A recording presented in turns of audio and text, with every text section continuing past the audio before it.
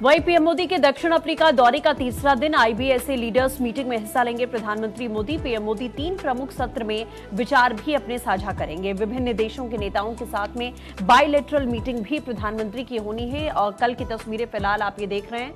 और आज भी कई प्रमुख सत्रों को प्रधानमंत्री संबोधित करने वाले हैं, अपने विचार व्यक्त करेंगे और कई देश के नेताओं के साथ में बायलैटरल बैठक भी प्रधानमंत्री मोदी की ओर से की जाएगी। तो बेहद अहम G20 की इस बैठक में हिस्सा लेने के लिए प्रधानमंत्री दक्षिण अफ्रीका पहुंचे हुए हैं, जहां पर उन्होंने कई देशों के नेताओं के साथ मुलाकात कर ली है और कई देशों के नेताओं के साथ अभी मुलाकात करना बाकी भी है। कई बायलैटरल टॉक्स आज उनकी होंगी। 3 सत्र हैं जहां पर वो अपने विचार व्यक्त करने वाले हैं। देखिए, आतंकवाद और ड्रग्स की गठजोड़ पर वार हो, प्रधानमंत्री नरेंद्र मोदी ने बीते दिन कहा। पीएम मोदी ने दक्षिण अफ्रीका के जोहान्सबर्ग में शनिवार को G20 सम्मेलन को दरअसल संबोधित भी किया और इस दौरान उन्होंने सदस्य देशों से ड्रग्स और आतंकवाद के गठजोड़ पर पुरजोर वार करने का आह्वान किया। मोदी का यह भी स्टेटमेंट रहा कि इस पहल से तस्करी नेटवर्क को ध्वस्त करने, अवैध वित्तीय प्रवाह रोकने और आतंकवाद के लिए प्रमुख वित्त पोषण स्रोत को कमजोर करने में मदद मिलेगी। तो प्रधानमंत्री नरेंद्र मोदी ने सदस्य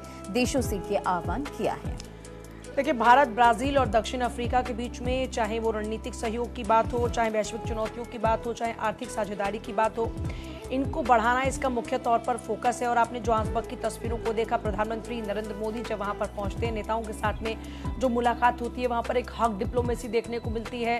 प्रधानमंत्री नरेंद्र मोदी की मौजूदगी ये बताती है कि भारत का कद किस तरीके से लगातार बढ़ता जा रहा है। और दूसरी बड़ी बात, भारत की उपयोगिता किस तरीके से तेजी से बढ़ती हुई नजर आ रही है। नेताओं की जब मुलाकात पीएम मोदी के साथ में होती है, जो जेस्चर्स जिनका जिक्र बार बार होता है, उसमें हक डिप्लोमेसी का जिक्र इस बार बहुत ज्यादा हो रहा है। तो कुल मिलाकर देखा जाए तो इस आईबीएसए की बैठक में जो वैश्विक चुनौतियां हैं उनसे कैसे पार पाया जाए, आर्थिक साझेदारी को कैसे बढ़ाया जाए, रणनीतिक सहयोग को और कैसे बढ़ाया जा सकता है, ये मुख्य बिंदु जिन पर फोकस और इन्हीं को लेकर लगातार बातचीत भी जारी है। कल कई नेताओं के साथ मुलाकात प्रधानमंत्री मोदी की होती है और अब चाहे बात ब्राजील की हो, दक्षिण अफ्रीका की हो, भारत, ब्राजील, दक्षिण अफ्रीका के बीच में सहयोग को बढ़ाने पर पूरा फोकस रहने वाला है।